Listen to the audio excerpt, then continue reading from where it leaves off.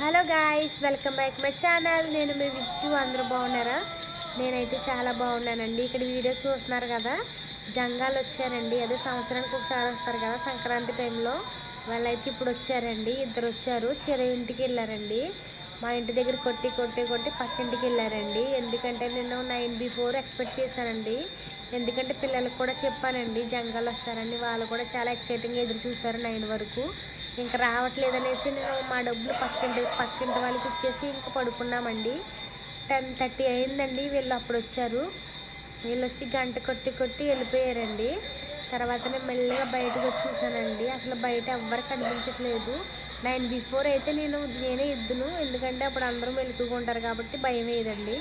ఇప్పుడు 10:30 అంటే అందరూ పడుకుంటారు కదా, అందుకని నేను ఇవ్వలేదండి. పక్కింట్లో ఇచ్చేసి పడుకున్నాను. ఇంకా మీలో ఎంతమందికి జంగాలు తెలిసి కామెంట్ చేయండి. చిన్నప్పుడైతే మా నాన్నగారు ఇచ్చేవారండి. మా నాన్నగారు బయటకు వచ్చి ఇచ్చేటప్పుడు నేను వెనకుండా దాక్కుని చూసేదాన్ని. ఆ రోజులు రావాలన్నా మళ్ళీ తిరిగి రాలేవండి. ఆ రోజులు మర్చిపోలేమండి. వీళ్ళ దగ్గర విభూతి ఉంటుందంటండి. వీళ్ళ దగ్గర విభూతి తీసుకుని పిల్లో కింద పెట్టుకుని పడుకుంటే చాలా అంటే చాలా మంచిదంట. చనిపోయిన వాళ్ళు ఉంటారు కదా, వాళ్ళ పేర్లు చెప్పి చదివించుకుంటా కూడా వాళ్ళకి మంచిదంటండి.